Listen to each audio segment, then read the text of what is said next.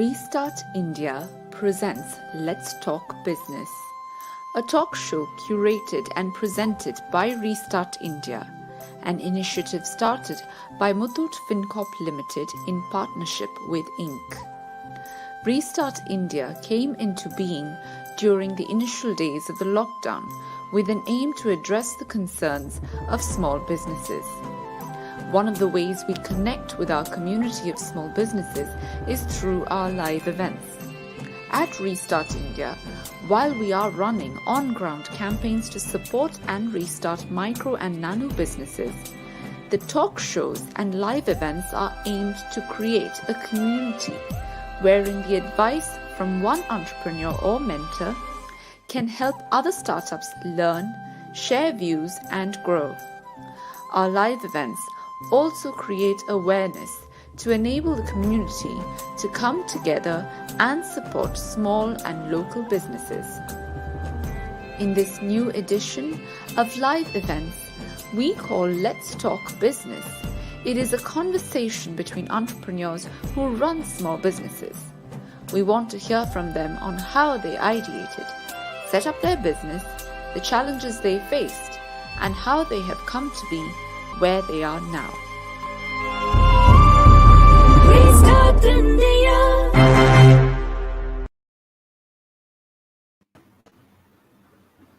Hi, good evening. I'm Chitra Manohar and welcome to Let's Talk Business.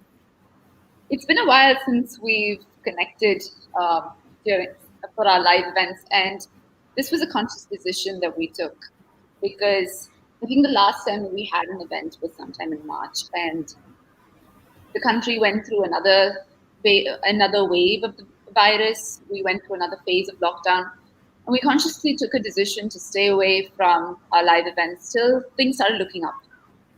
Our population is completely getting active, and we're seeing some positivity in a good sense. So we thought we'll come back and connect with the small businesses and with our viewers. So this is tonight's event. And getting to the topic for tonight. For any business to stand out and to stay in business, it needs to have a USP. Some sort of uniqueness, either in the product or the service or in how it positions itself. And when it comes to small businesses, they need that all the more. Many small businesses around us are already unique. But the question is, are they aware of their strengths? A friend was recently recounting to me of her own experience of going to a coffee shop. So this is not one of those branded coffee shops. It's the typical roadside coffee stand. And she used to go there every day just to get her cup of coffee because the coffee vendor would make coffees personalized for each person. And she'd go there because she wants to see the special design that she's going to get each day. So it's these little things that draw customer after customer to a business. And we want to ask that question, where is it that small businesses can stand out? How do they identify their strengths? We try to get answers to those questions. Tonight, the topic for our discussion is Leveraging Uniqueness, Small Business Marketing. And we have with us two amazing panelists. Let me introduce our first panelist, Simran Oberoi Multani. Simran is the founder of Ovenderful. If I were to describe her, I'd say she's a healthy baking evangelist, a social entrepreneur, and a community leader. But I hope you're ready for this, like community leader for a 35,000 member community called Ovenderful Mom Bakers Community. It's a globally recognized, award-winning, healthy baking community, and it creates a wide social impact.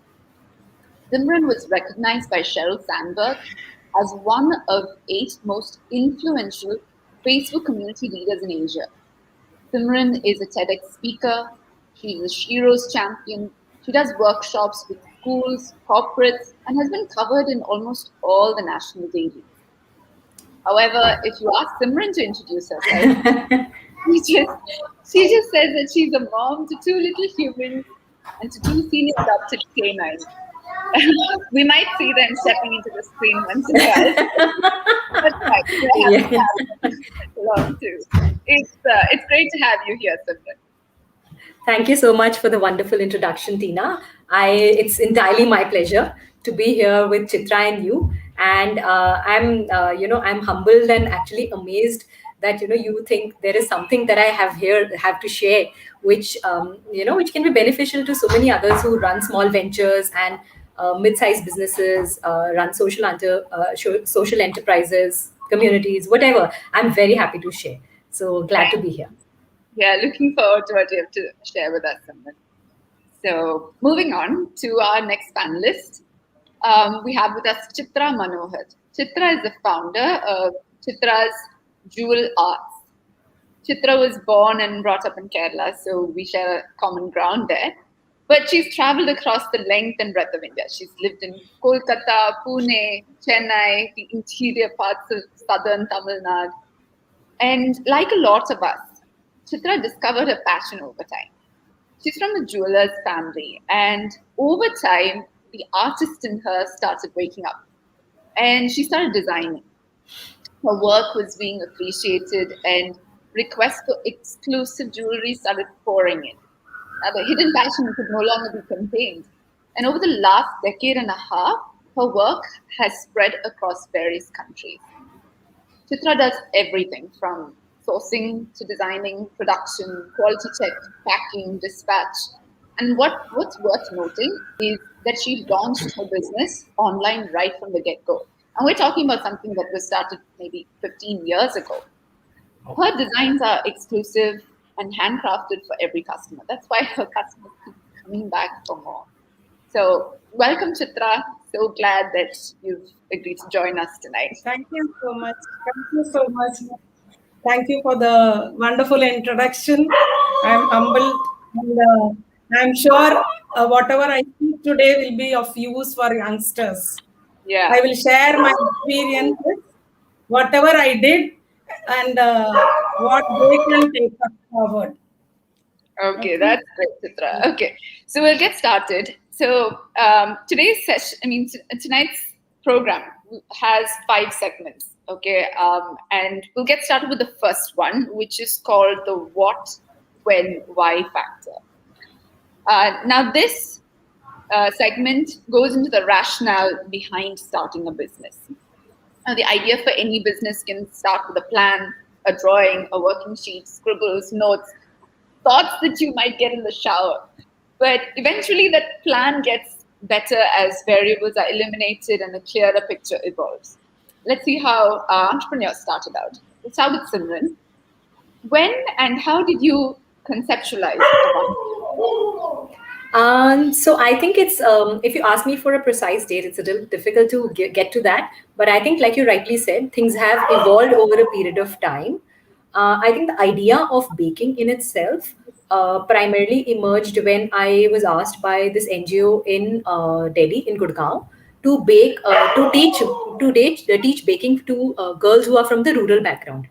And the NGO is called Searchers, and I just volunteered over the weekend. I just thought of it as a hobby, that I was pursuing.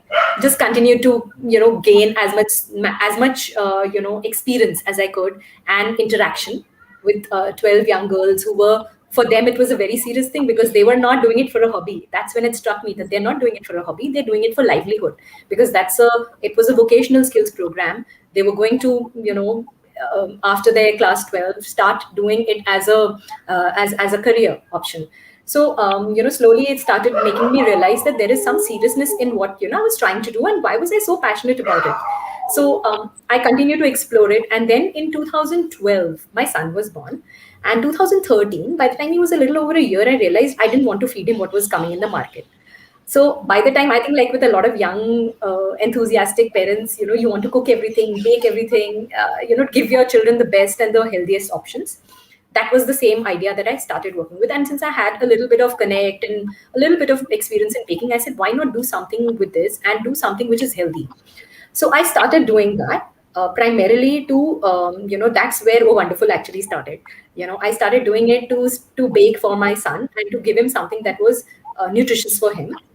And the reason that it grew was primarily my drive to share that knowledge with a wider audience, because I figured out that what I was trying to do was something that I had not seen anybody else doing. One, secondly, there was no ready source of information, which was available to me, and I wanted to make it available to more people. So I wanted to make sure that, what I could go to Google, hit a search, look for options, get nothing. From a healthy baking, localized Indian ingredients used in baking kind of perspective. And then I realized that, I'm trying so many recipes, I can blog about it, but what if I want to talk about it with a wider audience? Let me think if I can create a community or, start a group. And that is how it started. And Facebook was the only platform that was available, which was giving you that kind of versatility to try out something like a group or community. Set it up with added a few couple of friends for the first 6-8 months, or I was the only person posting, and then it grew. Like it just, I think that persistence, and I mean, of course, we'll talk about that more later, but I think it just exploded is the only way to describe it. And now, of course, like you mentioned, there are 35,000 members across the world doing great work, baking healthy for families, for social impact work. Yeah, that's where it is. Yeah. I mean, we can't deny the reach that online will give you. So, yeah. True. Very true. So, coming to you, Chitra, you at one point in time you mentioned that you started your journey as a 10-year-old. Like, what do you think of Chitra's jewel arts when you look back now? It's a long time. Yeah. Uh, I come from a family of dwellers, and I have been exposed to these designs, all intricate patterns around me, and I don't know. It was in my blood. I feel what I have taken up now, and when I was working for a few colleges as a soft skill trainer. And when it came to a point that I could not travel much, I felt I should sit at home and do something from the comforts of my home. At that point of, it just struck me that why not try with a few beads, which was already in stock. And like Simran said, I too posted a few pictures on Facebook because I wanted to sit at home and do my business. And it just took off. My friends, my customers, my family, everyone supported me so much. And there is no looking back. I feel it has been a very satisfying and a very interesting journey, though it was full of challenges. I was taking my business online about 11 to 12 years ago. Only few people were around, nobody to guide me. So there were a lot of challenges. I was treading an unknown path and not sure whether I was doing right or wrong. It was all trial and error. I learned it step by step, and yes, it is a passion for me. I love what I do. That is the whole difference of what I work with.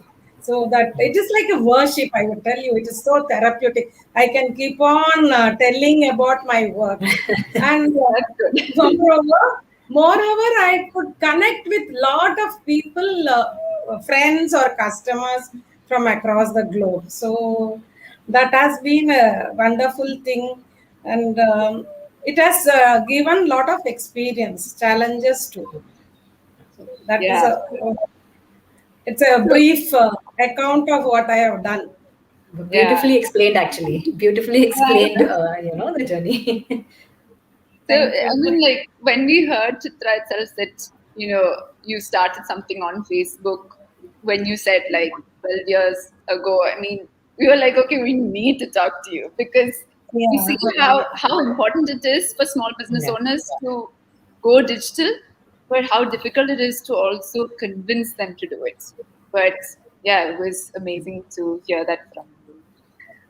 Simran, the impact and the community that you've created is huge. Like we heard, like 35,000 people, huge. what were the building blocks that you had to put together to set this up? So I think the building blocks are, one is that, what I realized is that, any community or any brand for that matter is an extension of the founder. That I think most people know.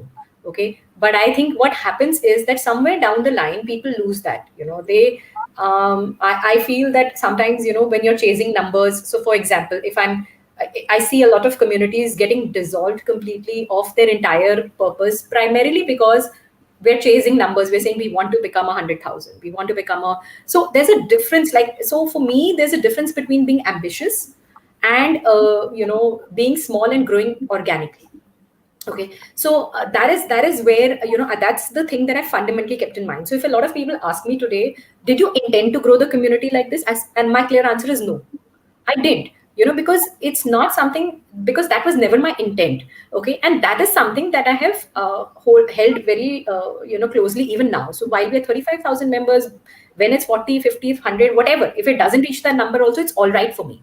So I think that is my comfort zone, and that is where I have always been with the community, that it's an extension of me. I'm ambitious as a person, but I'm not going to chase a goal, because for me the goal is shifting constantly. Today the goal is X, tomorrow the goal is Y. So there is no I don't want to fixate myself on a particular goal. And that's the reason why, while the intent of the community has always been healthy baking, one, second, healthy baking for social impact, two, those two intentions and the primary focus and essence of the community has remained the same. But it has not been, but the growth of the community and my emphasis on that growth has not been driven by things like numbers.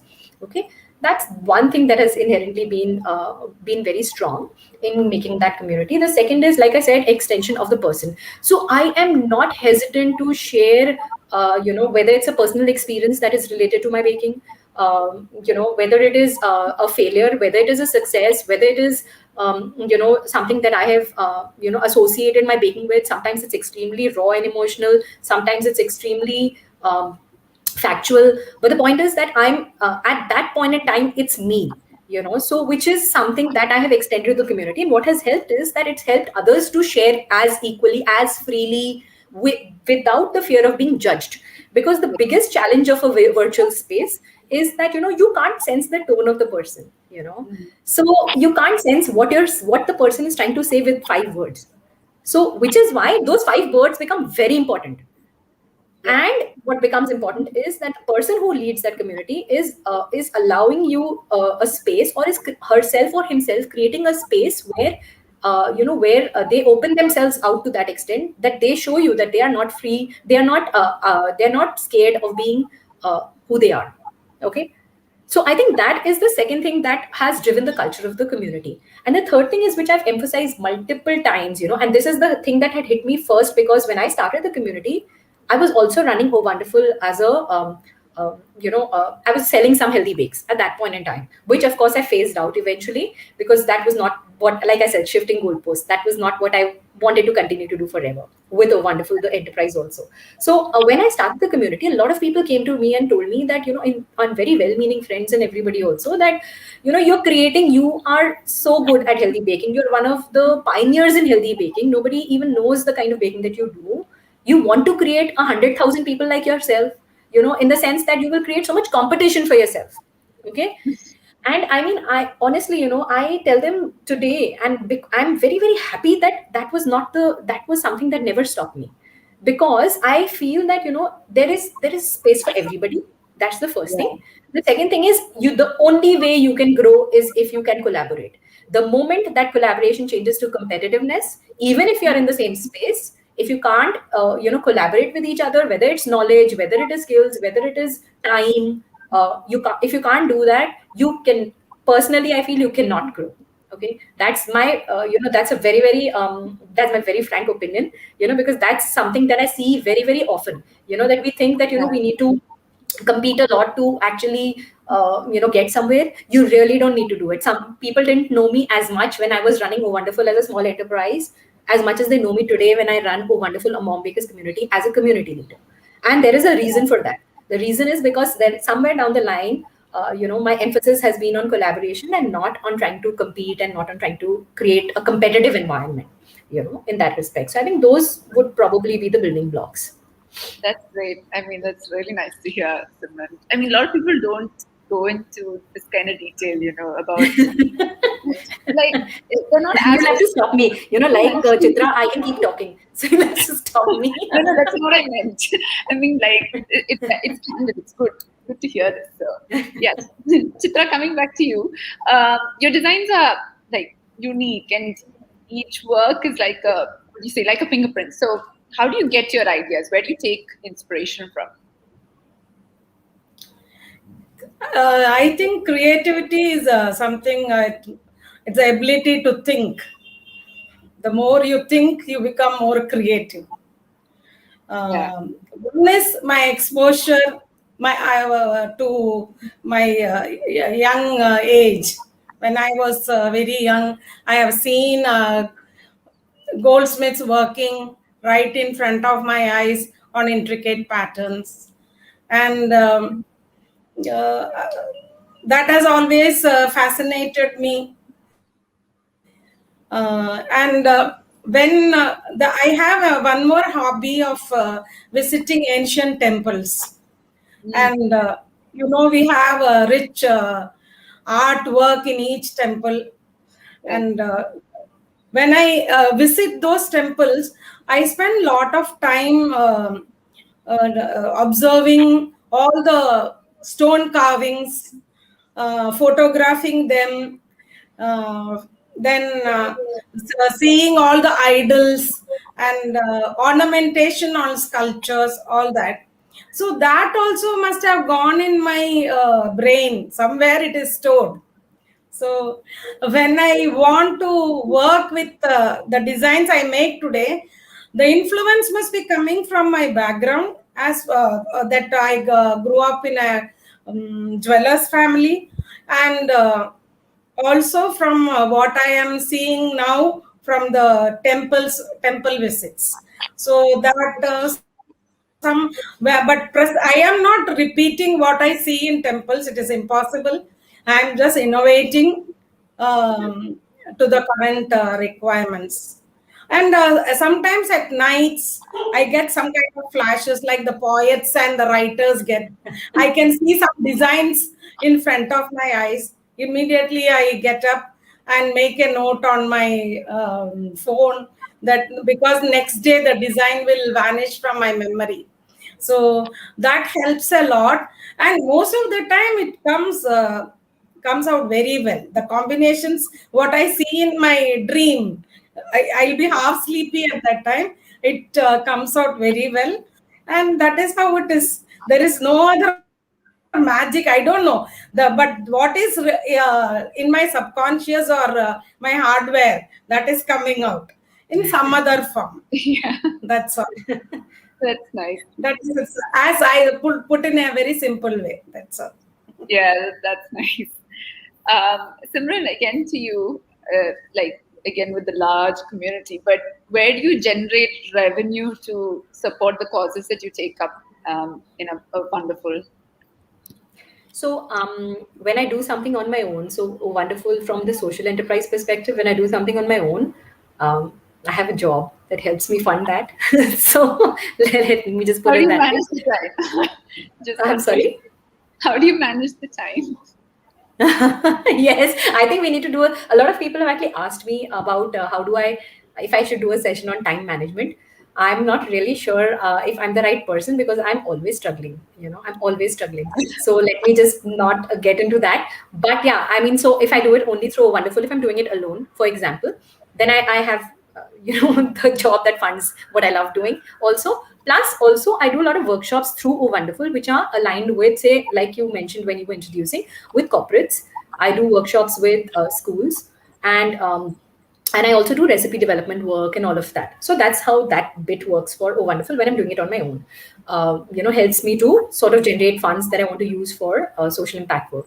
For Wonderful Mom Bakers community, there are two ways. One is that when we are doing something which is large scale distributions, so 4,000 kids, 5,000 people to distribute to and things like that. For the last 2-3 years, the bakers have been very kind to do it on their own. Okay, so we've all done it on our own. We have not raised funds. We have not whether it's the ingredients or whether it's the transportation, whatever it is, it's been entirely on our own. Okay, so we spend that money on our own. Whoever, there have been usually been 40-50 bakers doing it together.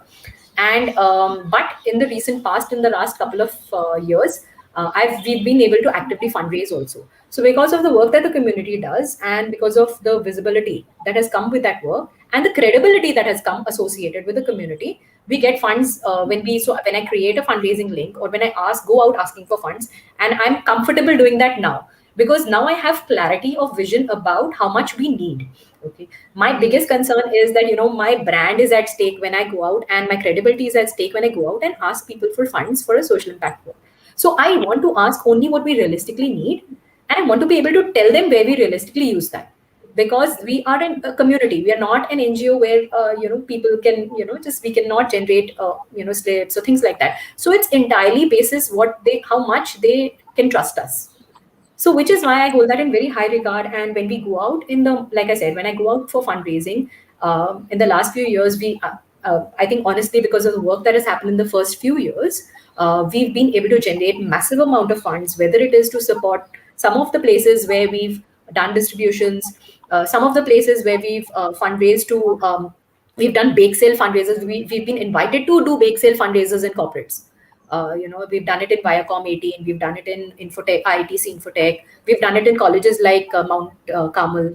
We've gone there, baked, sold healthy goods, raised funds, funded education for girls, through that. So basically, that's one of the lines in which we've also tried to fundraise and raise some of the funds that have come in. So that's, I think, primarily how it's been working so far, in terms of how we generate funds. Okay. I mean, that was one pressing question that I actually had. Yeah, that's how it will be. Yeah. Okay. Chitra, coming back to you, can you just explain how you started and continued your business online? Maybe a little bit about the operations, just an overview. When I said I wanted to start my business from the comforts of my home, it was only Facebook was the only option. Even at that point of time when I started, I never thought I'll take it seriously. I had just made a few designs and just posted it, and it was appreciated by our friends, and that also encouraged me. And I worked once Facebook was it was getting encouragement on Facebook. I also tried e-commerce portals. I went to e-commerce sites and tried. Business was good. I also learned how to receive payments, digital payments. I tried even international shops, and that was also very good. But I felt that control of money and products should be in my hand, and I decided to move out of all the e-commerce portals, and I started on my own. And presently, I am working only on Instagram and Facebook, nowhere else.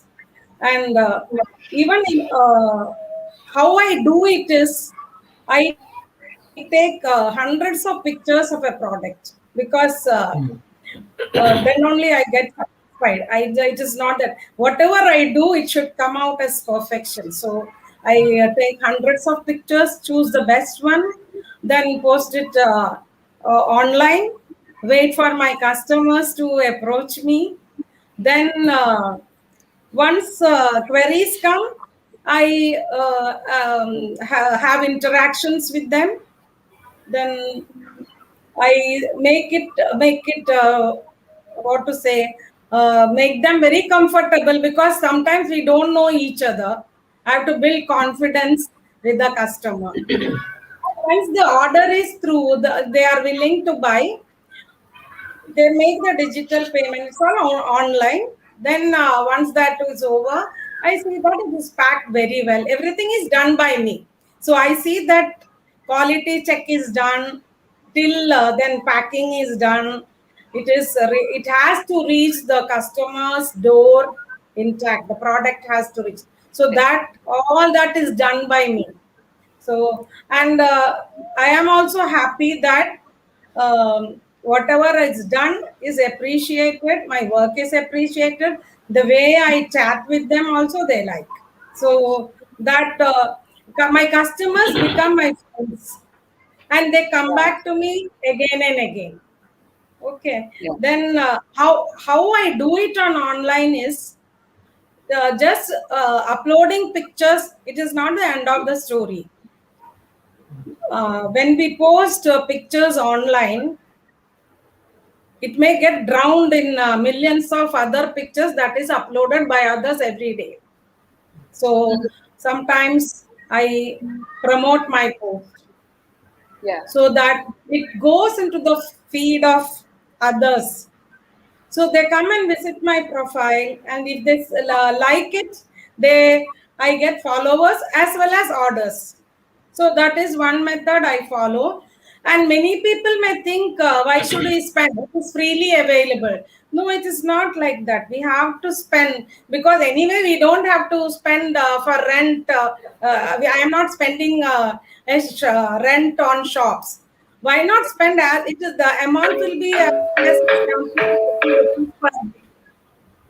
Yeah. So with that, but the ad should run for 6 to 7 days to get results. Then only we'll get your followers as well as others.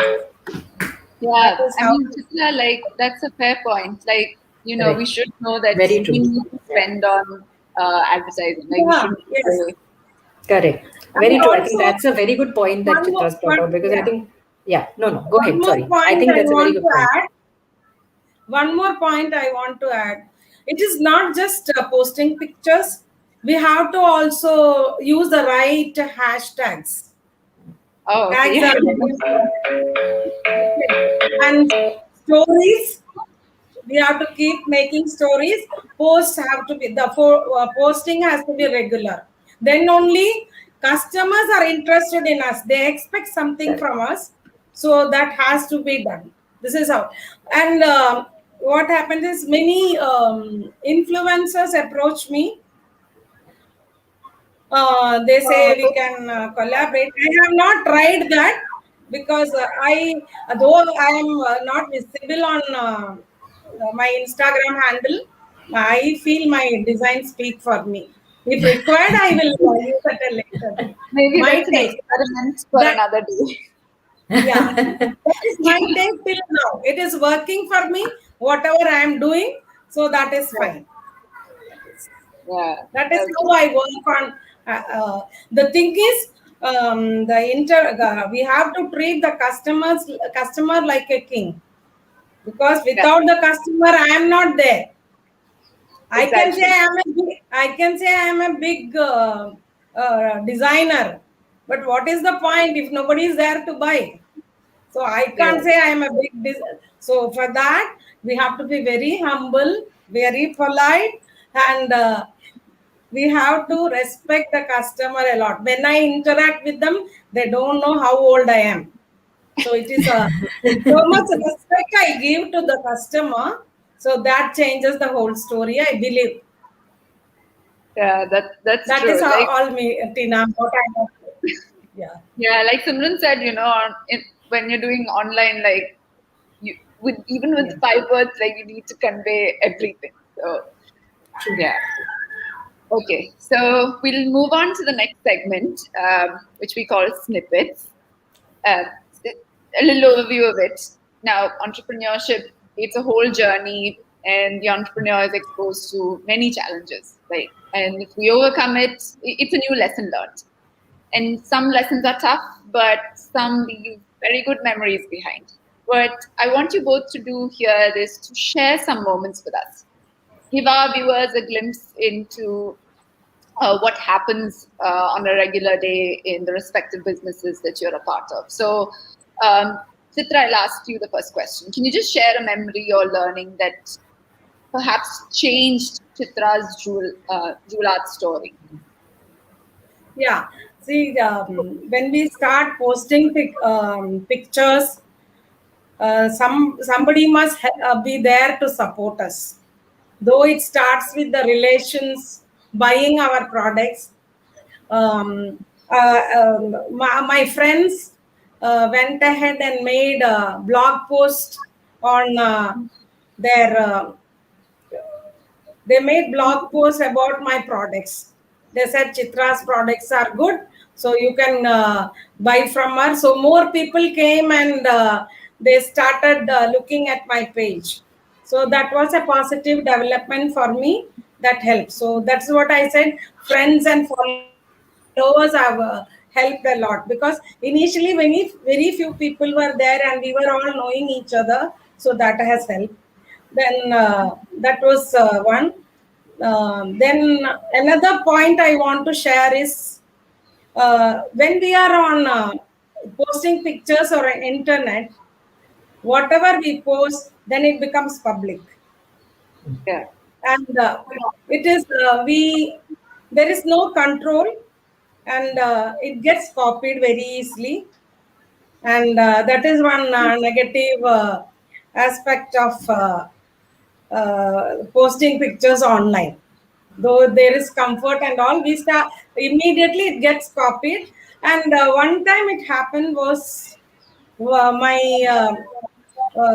pictures were lifted up by somebody, and she started a different page, and even the I was not aware of it. Yeah, somebody, and what they do is, I don't know, even I don't get, they are exclusive products. Even I don't find material to do it second time. Why it was done, I have no clue. And once it was taken, I went and I was shocked. Somebody came and told, do you have another page? So when I visited that page, I saw that about 15 designs of mine were in our page. So Yeah. at that point of time, it's all this was around 8 to 9 years back. So at that time, I was very much shocked. I made lot of noise, and along with me, many of my followers also went and said, "No, this should not be allowed," and all that. But over a period of time, and then the one more interesting point was, one Rajasthani seller from Rajasthan sent my own designs to me and said, "You can start creating designs like this. You have material." I was not sure how I could react to such situations. I was very disappointed. I was upset. Everything.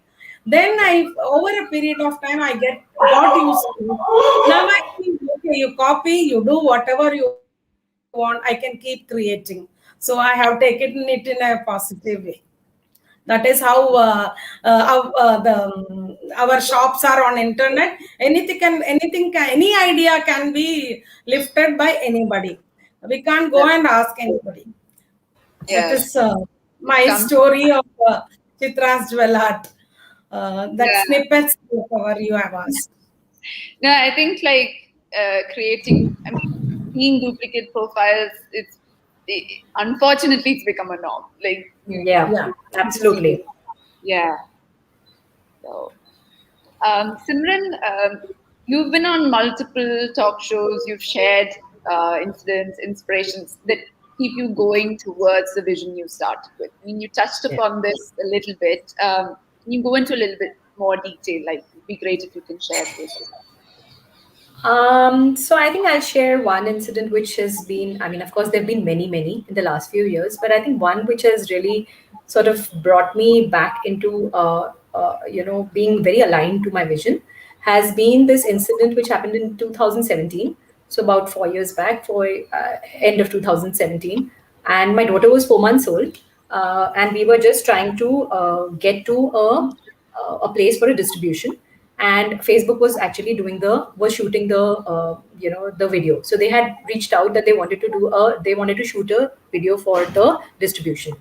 and they had joined me, and this was in a rural, a rural settlement, not a settlement, a rural government school in the outskirts of Bangalore. And we went there, and the driver, the person they had fixed for me to pick me up, was a cab driver. So I picked up my son from school because we are a nuclear family. My husband was working. I had nobody to leave the kids with. So wherever I would go, my kids have gone with for my distributions with me.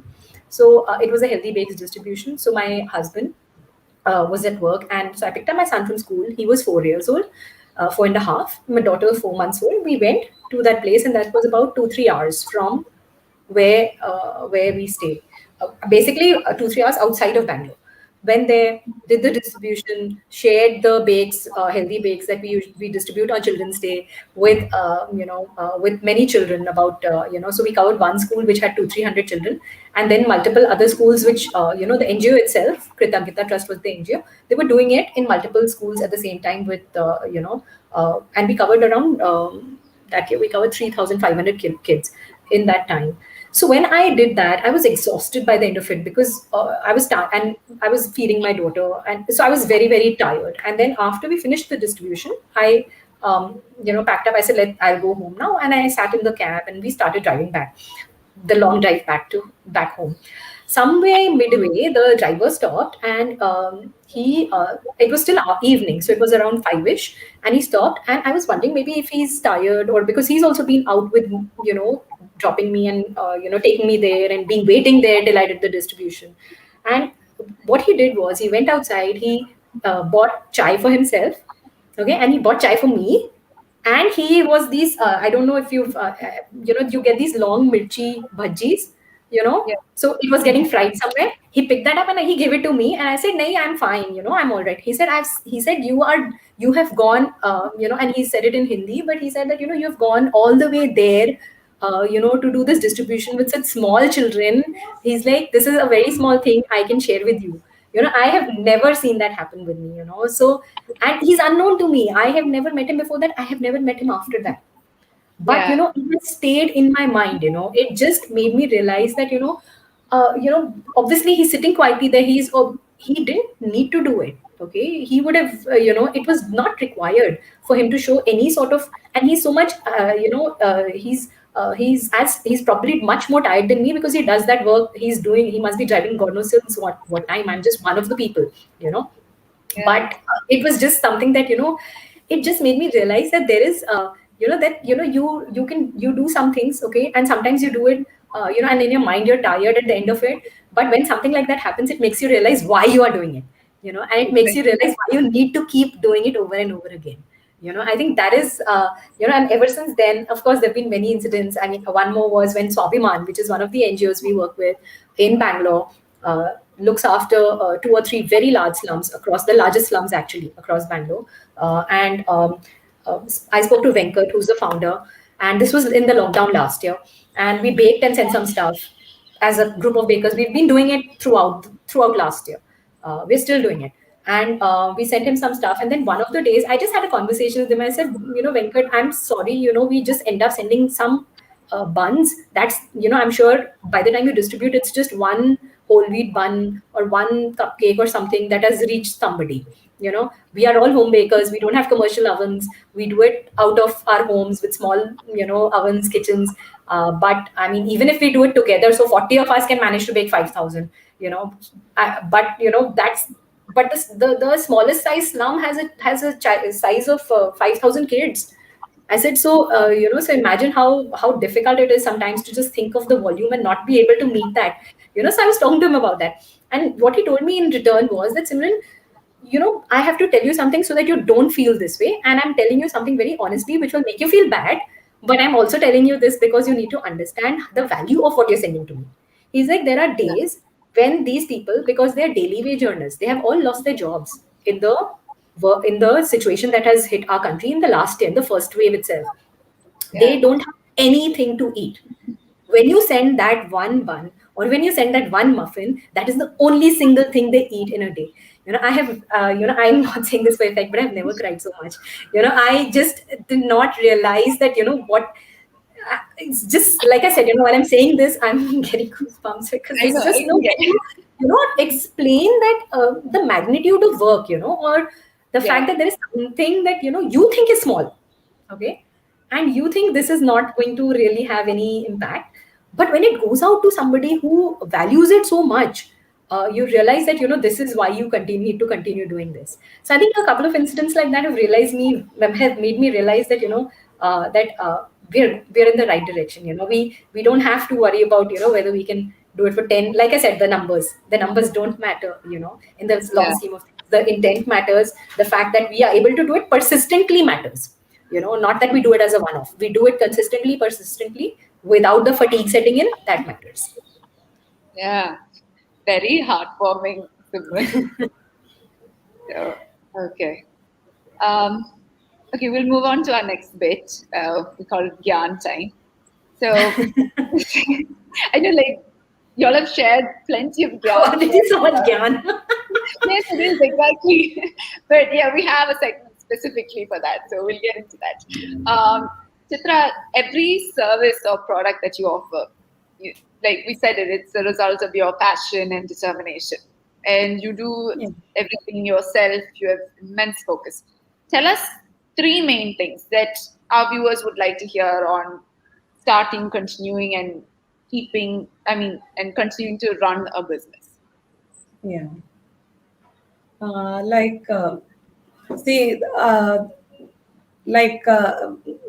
what to say, like Simran said, this is an abundant opportunity and in the world. We have to go and find out the opportunities ourselves.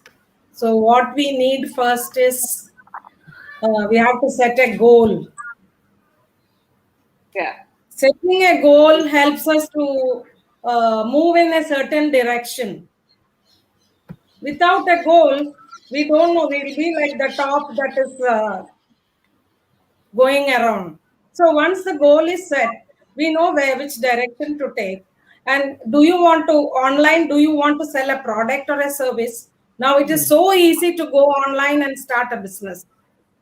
And can you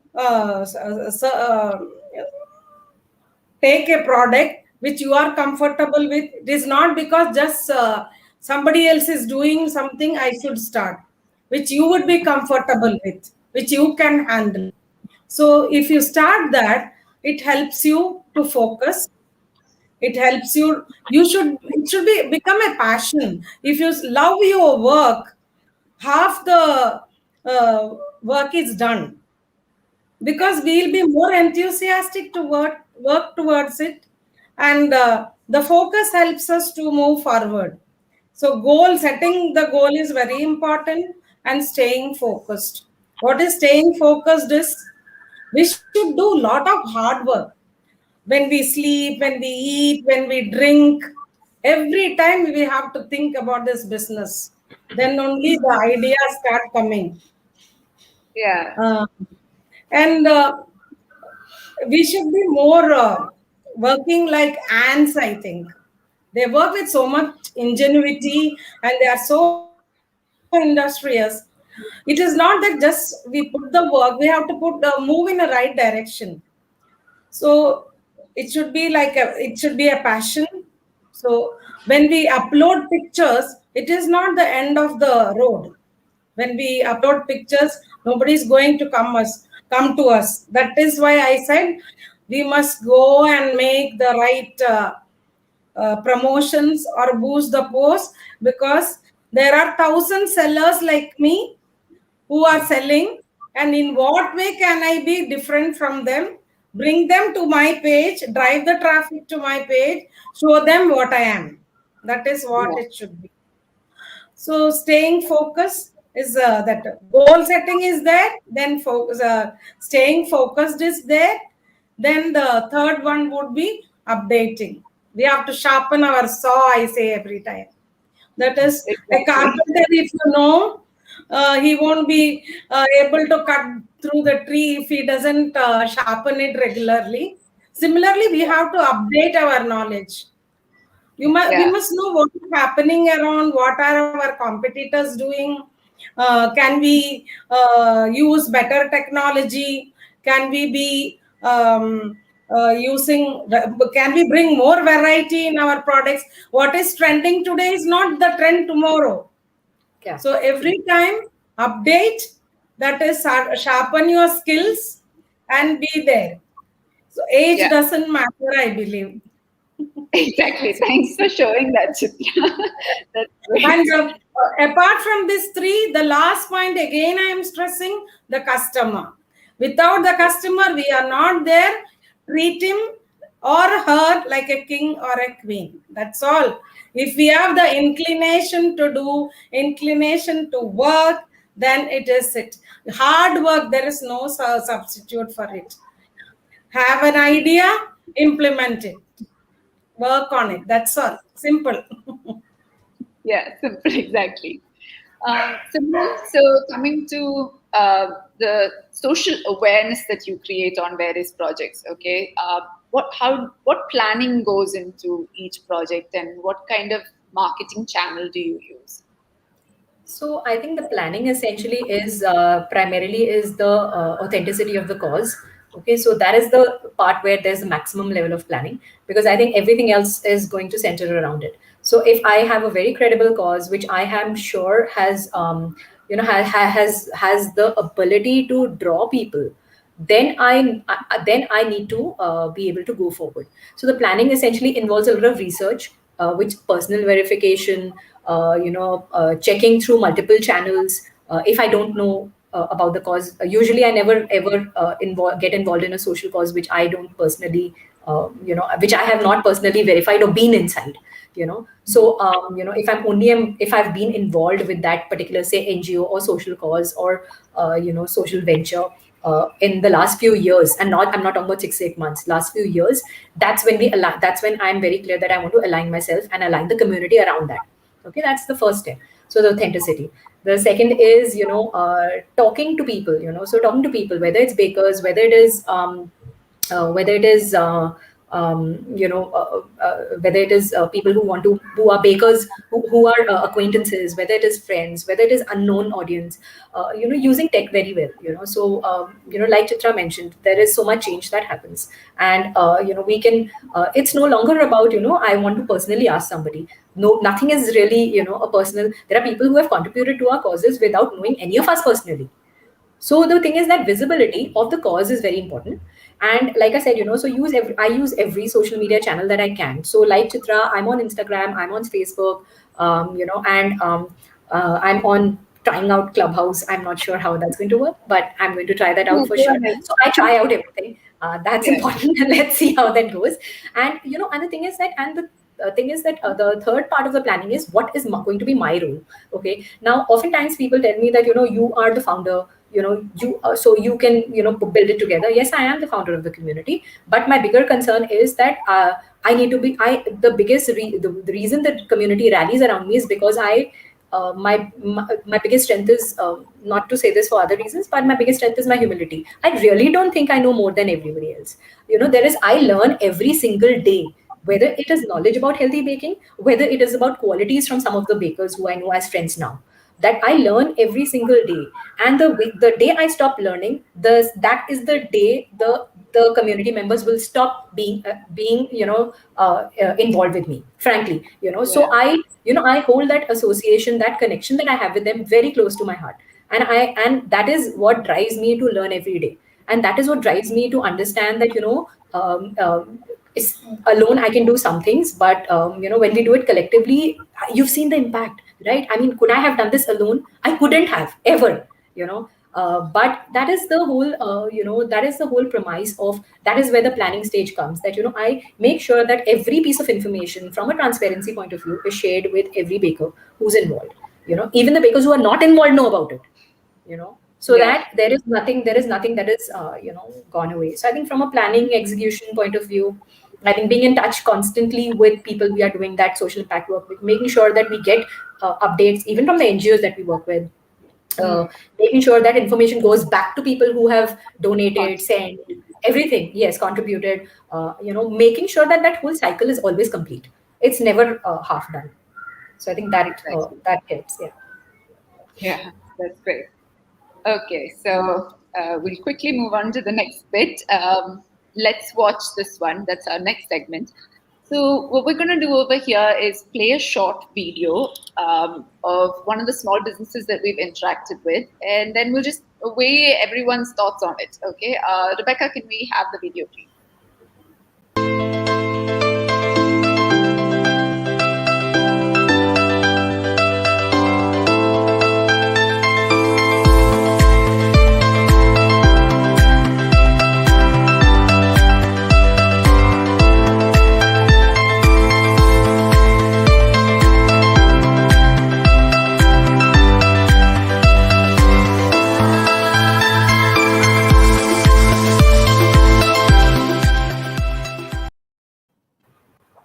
Well, I'll give a little bit of background about this small business owner.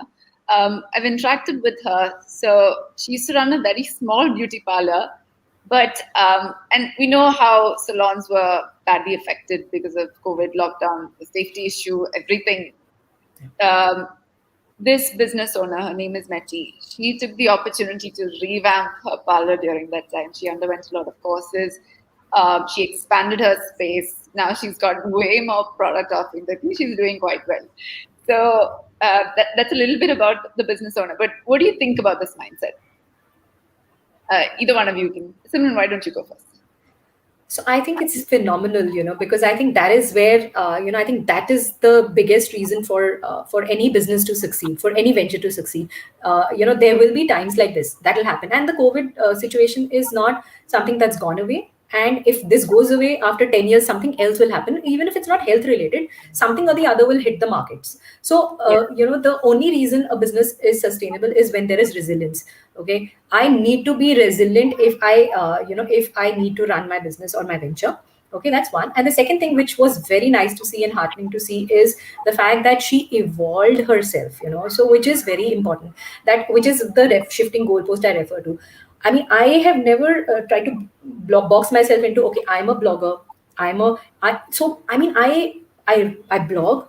I do my workshops. I run the community. I also do social impact work. I'm an HR consultant. I am a mom. I mean, I'm just saying that, it's not like, we need to box ourselves into one particular thing. When the situation changes, we need to evolve and we need to change ourselves. That is the only other way that these two things I think are very important, which are standing out also when I see the video. Very important. Yeah, true. Chitra, what about you? Yeah, I think she's very dynamic and positive. She has decided to share her ideas with others. Very difficult. Yep. Very difficult for people to share their ideas. She has done it. And once you start sharing, what happens is you are helping others, and over a period of time, you will see that you will also get help in return. That is as simple as that. Yeah. Very true. Yeah. Maybe we have just a minute to take an audience question. I think we have one, so one or two that come in. Segment 5, ask me anything. How do you manage shipping of products to your customers? How do you build confidence in your customer? Chitra, I think that's a question that will be appropriate for you. How do you manage shipping? Shipping is, for me, it is very easy because I am doing it for the last 12 years. The idea is to pack it in such a way that it reaches the customer as if he is buying from a shop personally. So when I pack it, it is so much care is given that there is proper packing material is used, and it is packed well in a box. Then it is handed over to the most trusted shipping agent who is giving me service. If it is international products, I rely on post office. So packing is very important. Even when we throw a package from second floor of a building, when it comes and lands, the product inside should be perfect. It should not break. That is the whole policy behind. Yeah, because when we hand it, see, we may handle it like a baby. When we Yeah. hand it True. over to the courier company, you will see that it is flying inside their vans. So Yeah. that much True. care Very true. should be done. Yeah. So getting business and shipping is very essential, very important part of selling, because Yeah. without, if the product reaches broken, you will have to replace it, Exactly. because it is your responsibilities to see that you have not packed it well, it has not reached properly. Otherwise somebody has to hammer it to break it. So Yeah. that is managing shipping is that is what I feel. Okay. Okay. I That hope is that. how I do. Yeah, that is how I do it. Okay. Great. I hope that response was helpful. I think we've just about come to the end. Maybe Simran and Chitra, I'd just like to invite your closing thoughts before I close off. Chitra, anything that you want to share? Just any quick takeaways as an advice or anything. Yeah, Simran can start, then I'll come. Okay, I think Chitra is trying to think. Okay, Simran, go ahead. I'm not sure, what advice to really give, but I think one of the things that small businesses, especially, run the risk of is of trying to emulate what bigger brands are doing, and in the process lose their own identity. And I would suggest that that is the biggest mistake, to do that. Your brand identity is who you are. Okay, so I think, the moment you lose your brand identity, you lose yourself. So or vice versa, the moment you lose yourself, your brand identity gets dissolved. So hold on to that. It's sometimes people will understand, your brand and the principles and the values. Sometimes people will not understand, and that's all right. You're not going to be able to cater to every market, every segment. But broadly, I think by and large, it's important to be unique. I think don't do anything which takes away that uniqueness. Yeah. Chitra, what about you? Yeah, anybody who wants to be on social media to sell their products, they are all welcome. And no, it's so easy. Large Yeah, space. true. It is. It is. Yeah, we have so many youngsters are there, and if coupled with their creativity, they can create wonders. I feel you don't spend even a single pie to start a business. With what you can even give your ideas. You can sell your ideas. You don't have to invest on a product. Anything is welcome. You can even sell peanuts from your home. So, True. anything. Very true. Anything can be done. How can I make peanuts in a 25 different varieties? So whatever your ideas are very important, and the inclination I said, and keep working on it, and success automatically comes to you. That is my if anybody wants to listen to me for that, I'm how sure the I'm online. only listening to you, Chitra. Anyway, it's been great speaking to both of you all, Simran and Chitra. So, very My pleasure. interesting listening to both your stories. We've finally come to the end of this extremely meaningful conversation and great insights. To all our viewers, please continue to visit us on our website, www.restartindia.in, to get an update of, and our social media pages to get an update of all the new projects also that we've undertaken. We've gone all out with our on-ground projects as well. Maybe when we have more time, I'll detail it during another talk. But until then, thanks everyone for tuning in. See you next time. Bye. Thank you. Thank you. Thank you so much for having us here.